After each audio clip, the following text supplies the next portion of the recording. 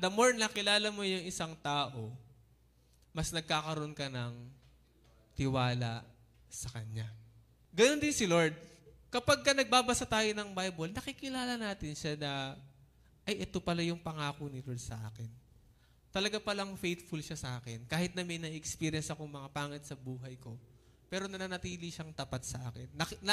Malalaman mo sa buhay mo na hindi ka niya pababayaan. Kasi mababasa mo sa Bible, mayroon siyang, yung mga anak niya, hindi naman niya pinababayaan. Amen po ba? Doon ka na-feed.